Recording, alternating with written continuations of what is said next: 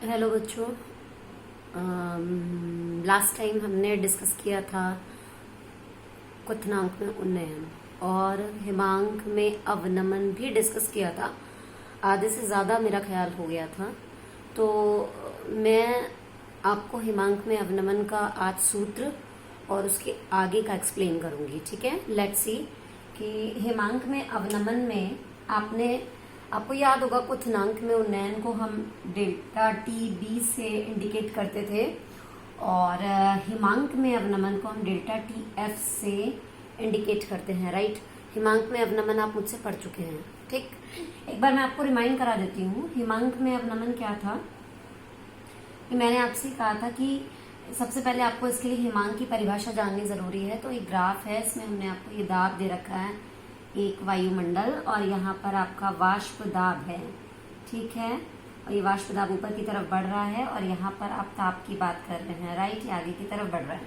Right, तो सबसे पहले आपको ये देखना है कि हिमांक क्या होता है। ठीक, तो हिमांक के लिए मैंने आपको बहुत अच्छा सा पूरा एग्जाम्पल दिया था। फ्रिज के अंदर आपको एक बाउल रखना है वाटर का और आपको देखना है कि आइस कब जमती है। आपको पता है, ये आपको देखिए ग्राफ में मैंने विलायक दे रखा है और ये विलायक की ठोस अवस्था है और ये अधिक ताप है। यहाँ आप देखिए ये ताप कम है और ये ताप अधिक है, तो ये द्रव अवस्था है। और आपको पता है किसी भी पदार्थ की द्रव अवस्था का वाष्प दाब अधिक होता है और ठोस अवस्था का वाष्प दाब कम होता है। राइट, तो आप देखो, आपको ग्राफ के अंदर क्या दिख रहा है?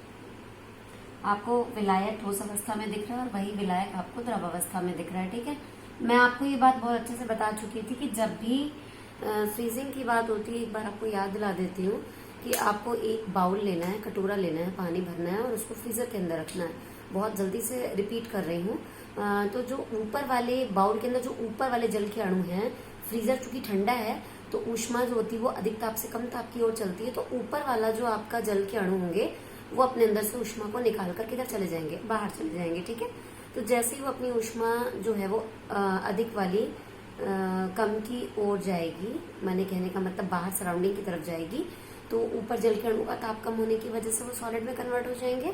तो आप देखिए क्या हो रहा है इस वक्त, जो द्रव विलायक मैंने आपको दिया था वो धीरे धीरे ठोस में बदलना शुरू हो रहा है। ठीक है, बिल्कुल सेम टाइम उसी वक्त क्या होगा कि जो उस बर्फ की लेयर बन रही है बाउल में सबसे ऊपर, उसके जस्ट नीचे वाले अणुओं का ताप अधिक है, तो वो अपना ताप जो है वो ऊपर की तरफ ट्रांसफर करेंगे और खुद का ताप उनका कम हो जाएगा, तो वो ठोस में बदल जाएंगे और जो लेयर अभी अभी ठोस की बनी है उसको द्रव में बदल देंगे। ठीक है, तो यानी कि आप देखिए जो ठोस विलायक परत के ऊपर की बात कर रही हूँ, परत के ऊपर क्या हुआ कि जो द्रव था वो ठोस में बदला, लेकिन उसी टाइम क्या हुआ कि जो ठोस परत बनी हुई थी वो द्रव में बदलना शुरू हो गई नीचे वाले अणुओं की वजह से। तो वह ताप जिस पर द्रव का वाष्प दाब और ठोस का वाष्प दाब बराबर हो जाए, कहने का मतलब जितनी स्पीड से ऊपर वाली लेयर के जल के अणु बाहर ऊर्जा देकर ठोस में बदले और उतनी स्पीड से जो है वो नीचे वाले जल के अणु जो है ऊपर वालों को अपनी ऊष्मा देकर नीचे अपने आप ठोस में बदल जाए और ऊपर वाली लेयर को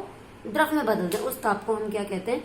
हिमांक। थोड़ा सा कॉम्प्लिकेटेड है, लेकिन अगर आप इसको ध्यान से पिछले वाले वीडियो में समझेंगे तो आपको बहुत अच्छे समझ में आएगा। फिर भी अगर कोई डाउट होता है तो आप मुझे बताएंगे और मैं आपको दोबारा एक्सप्लेन करूंगी। राइट, तो आप देखिए ये जो है ये वाला ताप ये आपका हिमांक हो गया। ये आपको मैंने जो हिमांक दिया है ये विलायक का हिमांक है। राइट, लेकिन आप देखिए अब आपने पूरे जितने भी अणुसंख्यक गुणधर्म पढ़े उनमें बार बार आप क्या कर रहे थे? अवाष्पशील विलेय पदार्थ डाल रहे थे। तो आज भी आप इसमें क्या डालने वाले हैं? अवाष्पशील विलेय पदार्थ। तो जैसे ही आप अवाष्पशील विलेय पदार्थ इस विलायक में डालेंगे तो वो विलयन में बदल जाएगा। ये रहा आपका विलयन। मैंने इस पॉइंट को थोड़ा सा नीचे इसलिए बनाया क्योंकि आप जानते हैं अवाष्पशील विलेय डालने से विलायक का जो वाष्प दाब होता है वो कम हो जाता है। तो देखिए यहाँ लाई करेगा। अब जैसे जैसे मैं टेम्परेचर कम करूंगी तो देखिए जैसे जिस हिसाब से आपका विलायक पीछे की तरफ मूव कर रहा था वैसे ही आपका विलयन पीछे की तरफ मूव करेगा और ये यहाँ आके टच करेगा। इसके करिस्पॉन्डिंग आपका ताप T2 होगा। ये आपके विलायक का हिमांक था और ये आपके विलयन का हिमांक है।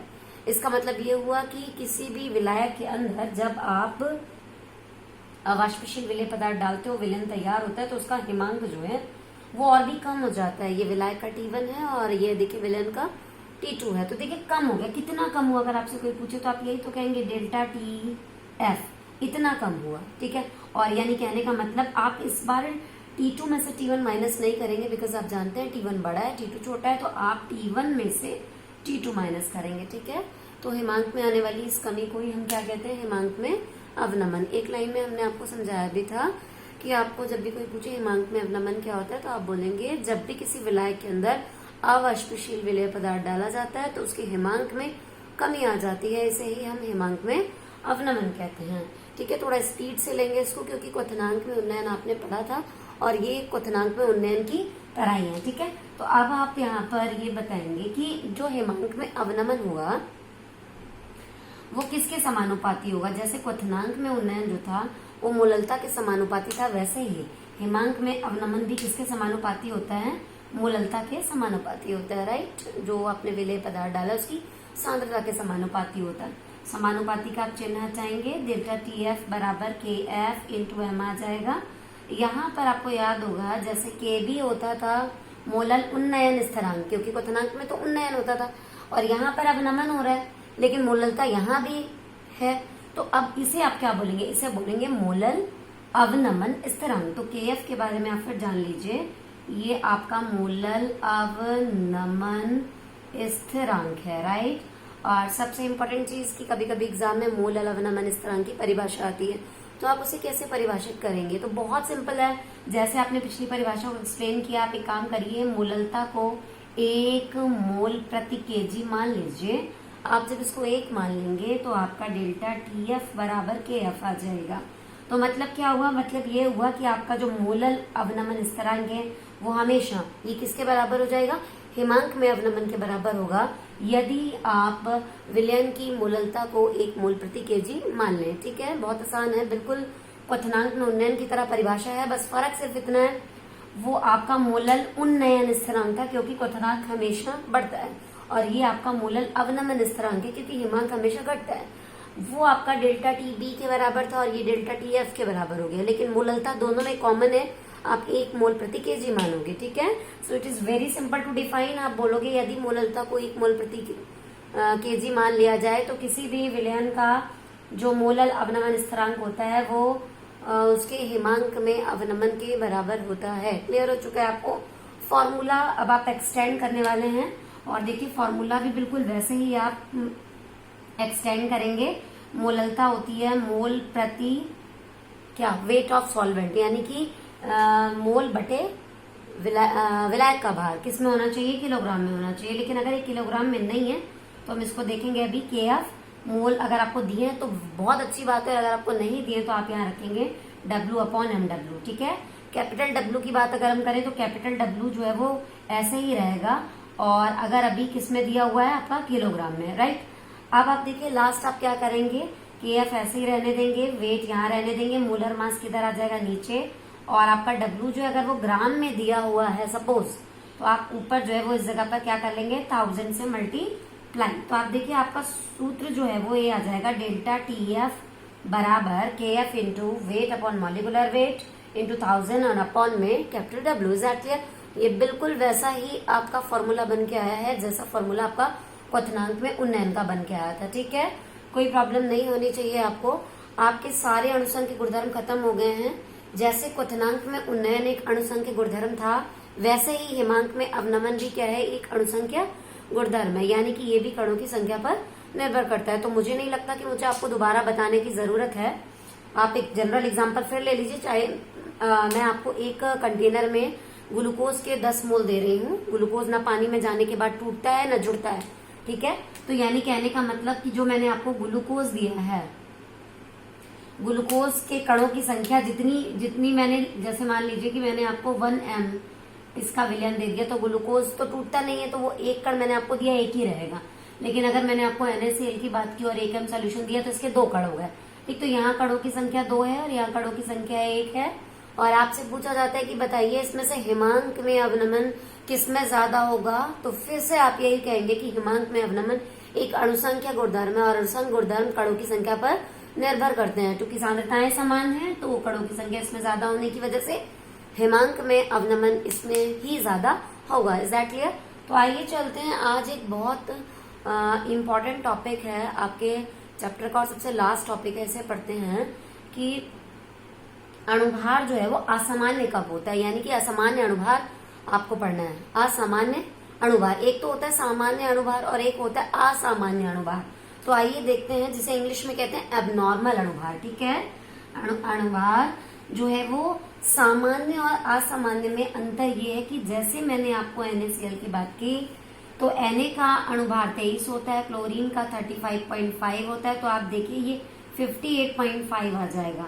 आप दुनिया के किसी भी कोने से नमक को उठाकर लाइए, NaCl को उठा के लाइए, ये अणुभार जो है वो सामान्य है, ये कभी नहीं बदलेगा, इसे आप नहीं बदल सकते। लेकिन क्या होता है कि कभी कभी कुछ कंडीशन में अगर आपका NaCl का भार जो है वो अणुभार इससे अलग आ रहा है, ठीक है, तो इसका मतलब ये हुआ कि वो अणुभार जो है वो सामान्य नहीं है, वो कैसा है, असामान्य अणुभार है। ठीक है, तो आइए देखते हैं कि ये असामान्य अणुभार शब्द आया कहाँ से। तो मैं आपको याद दिला देना चाहती हूँ कि आप टॉपिक पढ़ रहे थे अणुसंख्या गुणधर्म। ठीक है, तो अणुसंख्या गुणधर्म आपने हमसे 4 पढ़े, अणुसंख्या गुणधर्म आपने हमसे 4 पढ़े। आपको याद दिलाती हूँ, सबसे पहला आपने परासरण दाब पढ़ा और परासरण दाब का फॉर्मूला था pi is equals to CST।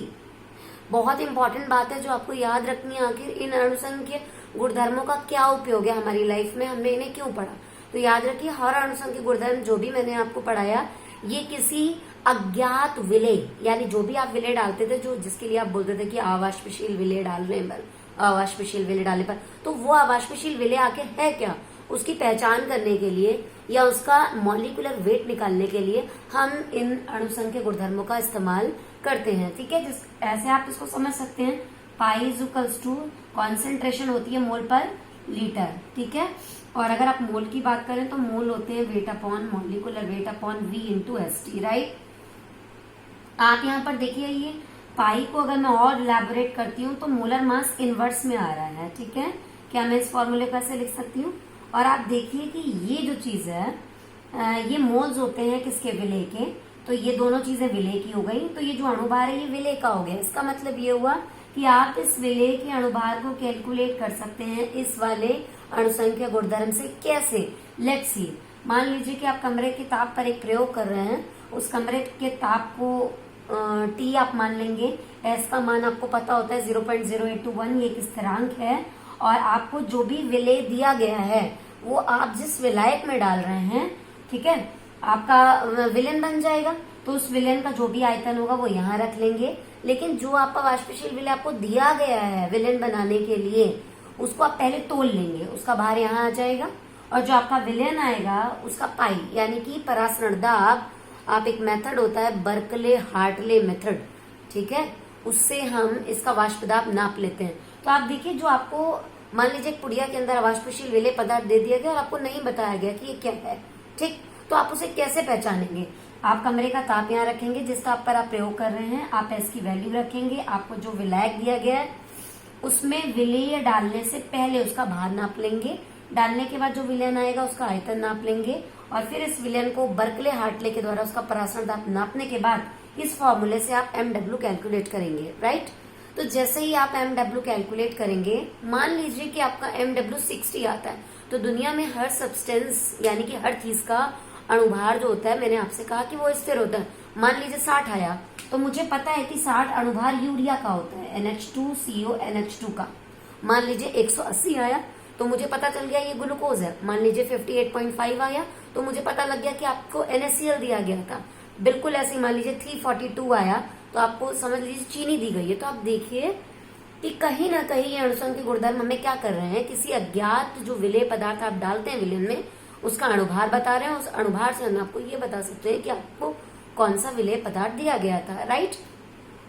तो अब आप दूसरी क्वालिटेटिव प्रॉपर्टी का भी देख लीजिए कि दूसरी क्वालिटेटिव प्रॉपर्टी में भी अणुभार जो होता है वो इनवर्स रिलेशन में होता है। ये बात आप बहुत अच्छे से जान लीजिए कि पाई जो है वो एक अणुसंख्य गुणधर्म है जो अणुभार से व्युत्क्रमानुपाती वाला रिलेशन शो कर रहा है, यानी कि इनवर्स रिलेशन शो कर रहा है, ठीक है।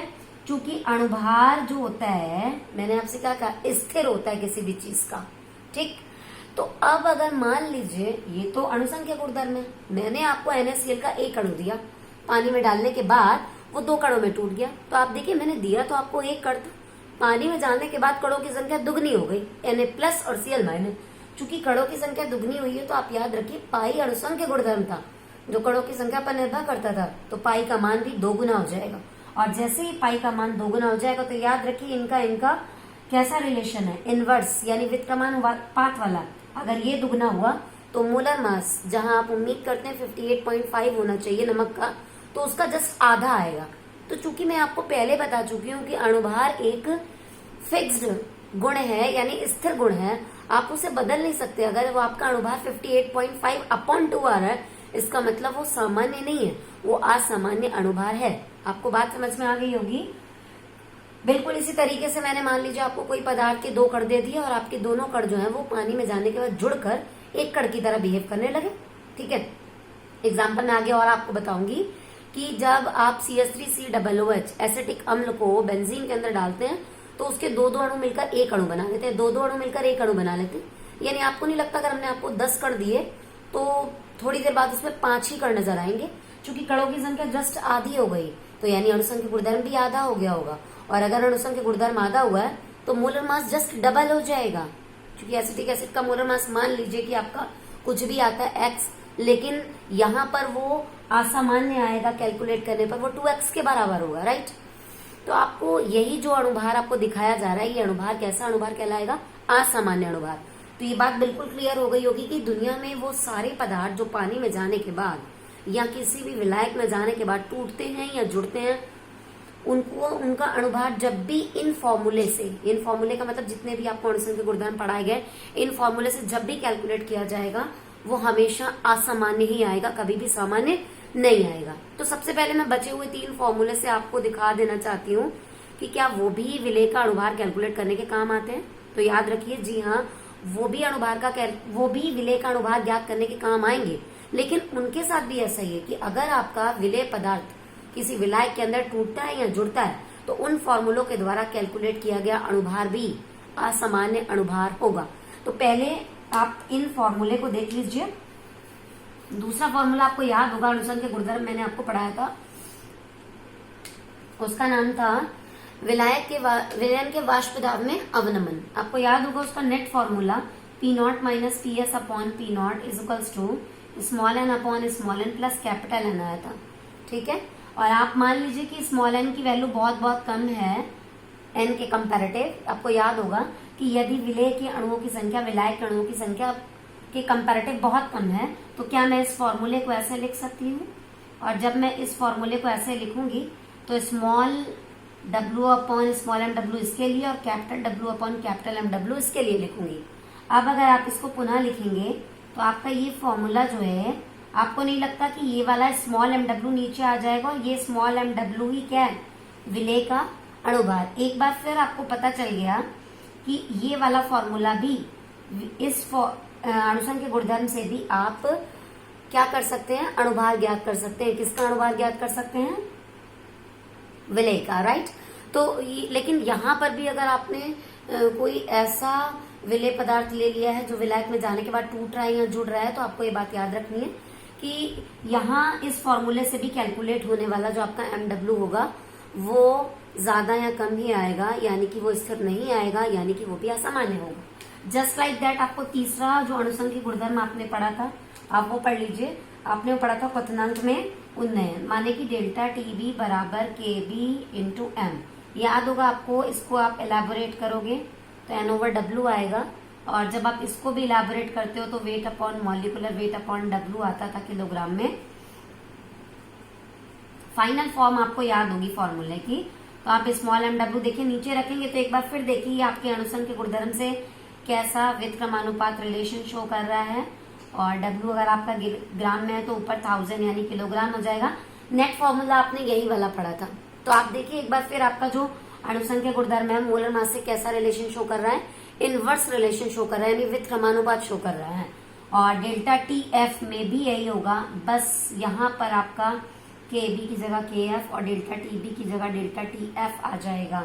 Is that clear. आप देखिए चारों ही अणुसंख्य गुणधर्म में क्या हुआ है कि आपका जो डेल्टा TF है वो मोलर मास से कैसा रिलेशन शो कर रहा है, इनवर्स रिलेशन शो कर रहा है, यानी व्युत्क्रमानुपात शो कर रहा है। और ऐसे सारे विलेय पदार्थ जिनको आप किसी विलायक में डालेंगे वो अगर टूट गए या जुड़ गए तो उनका अणुसंख्य गुणधर्म या तो बढ़ जाएगा या कम आ जाएगा।